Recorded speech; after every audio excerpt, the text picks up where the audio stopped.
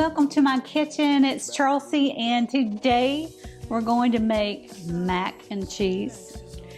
And this one, you'll be able to control all the ingredients. It won't have 47 things in it like some fast food joints do. So I'm gonna show you how to make it at home. I'm actually trying a new recipe with you, so I can't wait to see how this comes out. All right, a couple of things. I would strongly urge you to have everything you need ready before you start putting this together. So we've preheated the oven to 350. I've boiled 1 pound of elbow pasta, and I did it just slightly undercooked, so al dente. And then I took a tablespoon of olive oil and drizzled over it and have mixed it up so that we don't have so many clumps. Now, meanwhile, you want to have 4 tablespoons of butter melting in your Dutch oven, and also prepare a baking dish like this. I just sprayed it with avocado oil and just set that aside. So to these 4 tablespoons of butter, I'm going to add 1/3 of a cup of all-purpose flour.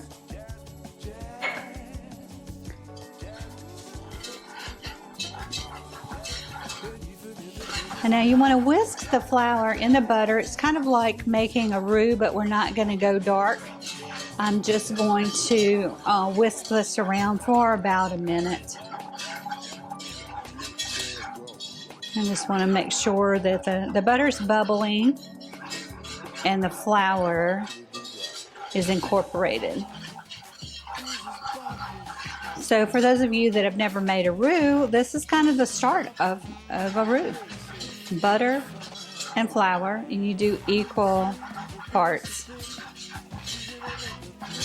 So for a massive big gumbo, you would do a cup of butter and a cup of flour. Or you can use oil. Some people use oil. Now we're going to start adding our milk. So I've got 3 cups of cold whole milk.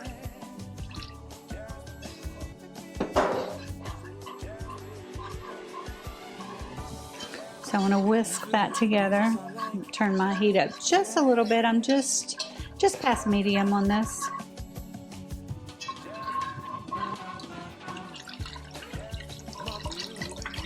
So that's the other 2. And then 1 cup of heavy cream. So that's your liquids. So whisk all that together, and I'm going to let it heat up till it just starts bubbling. And I'm just going to keep whisking that for about 2 minutes. So you can see on the side of the pot starting to bubble. So that's what I was looking for, surface bubbles. And now I'm going to whisk this for another 2 minutes. Meanwhile, I'll do a pinch of salt to taste, and a few cracks of pepper. Whisk that in. And then next, we're going to add the cheese. I need to whisk this another minute or so. But meanwhile, I'll tell you about the cheese. I have 6 cups of cheese ready to go. 2 cups of Gruyere, and then 4 cups of sharp cheddar. And you can really use the cheese that you love. One of our local grocery stores makes mac and cheese with smoked Gouda, and it's to die for. It is really, really good.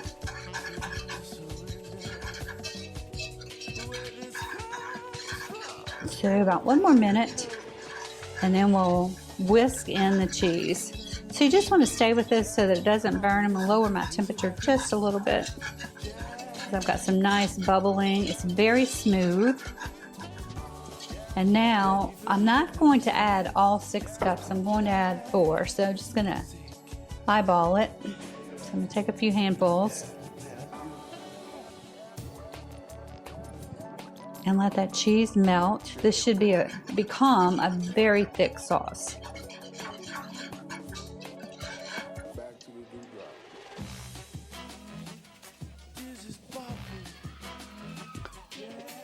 looking and smelling great.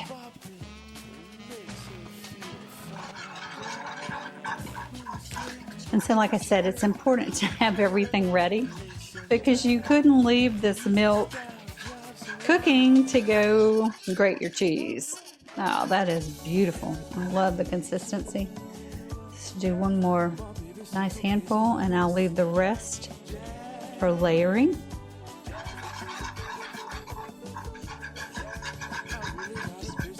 Wonderful. Okay, now the next step is we're going to add the mac. So this is cooled off so I can just kind of grab handfuls and sprinkle in. And the olive oil really helps to keep it from clumping up. I like that. Good tip. Go ahead and get all of this in here. Sorry for the hand at the bottom of the bowl or whatever you're seeing.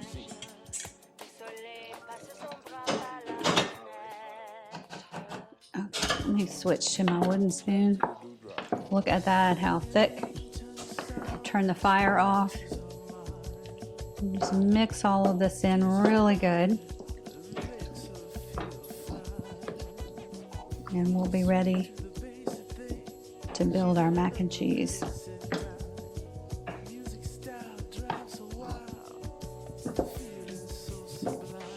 Okay, so now what we want to do is just scoop in half of the mac and cheese into our baking dish.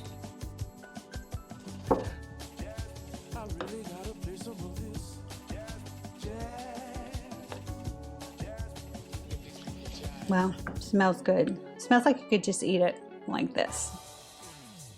But we're actually going to put it in the oven for 30 minutes on 350.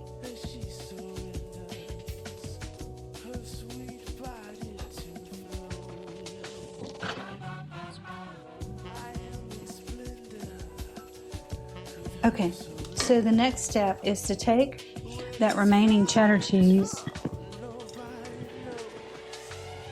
and just layer it.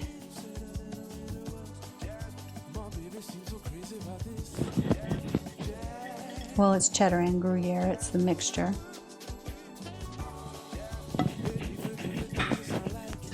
So just get all that cheese in there. Get this out of the way.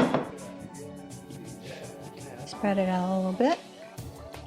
And then we'll take the remaining mac and cheese mixture.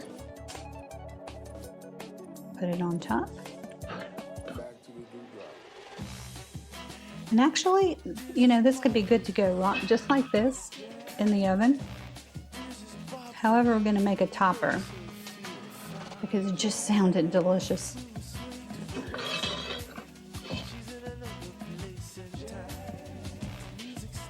So, and I do want to tell you, when I'm trying a recipe for the first time, if it's a total bomb, I'm just not going to put the video out. So you never have to worry about me showing you something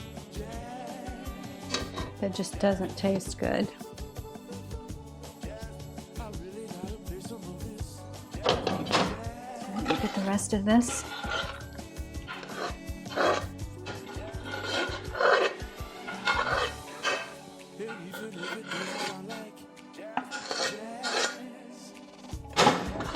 All right, so set your stock pot aside, Dutch oven, whatever you're using.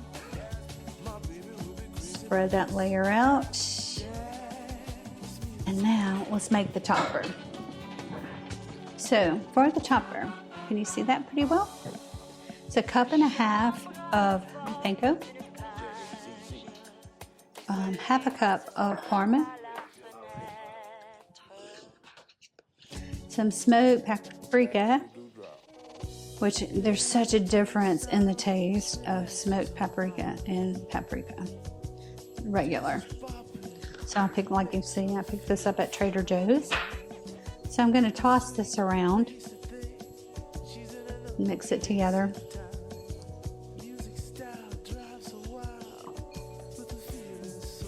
And then I've got 4 tablespoons of melted butter.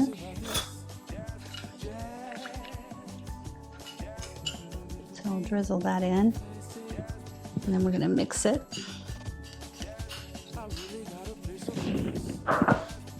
And that's actually gonna become the topper. So I just want to kind of get that butter incorporated. I'll probably just go in with my fingers because it'll be a lot easier. Because I want that crummy, crusty texture. And actually, I'm just do it over the mac.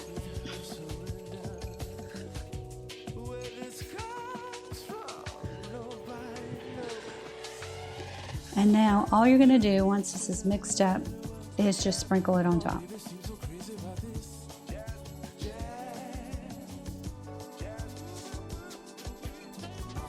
And like I said, if you want to skip this step, you sure can, but it's going to add a lot of flavor.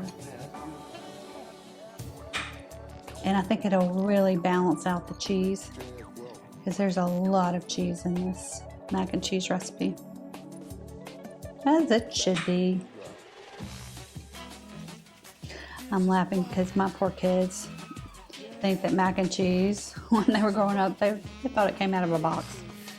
Because I'm telling you, I used the Kraft. It was fast.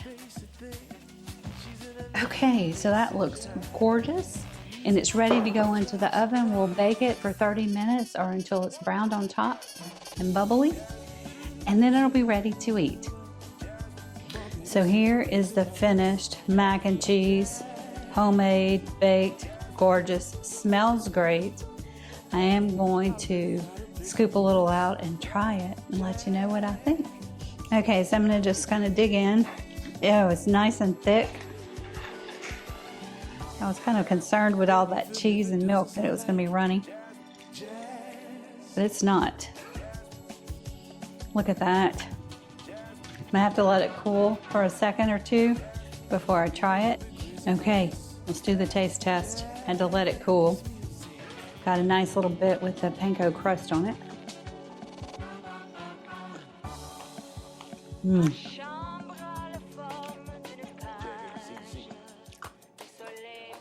It's fantastic. Honestly, that's probably the best mac and cheese I've ever had. I could see making it with the smoked Gouda just to bring it up one more notch. That is really, this is a great recipe. I encourage you to try it. Just like I said earlier, have everything ready because it goes together quickly and you do have to prepare it on the stovetop. So I love this. Can't wait to finish this bit. So thanks for watching. I love cooking with all of you. I love trying new recipes and getting your feedback. If you haven't subscribed yet, please do. Give us a thumbs up for this video and keep your comments coming.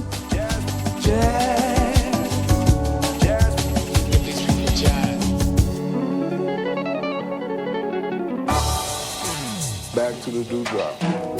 Slow and tender.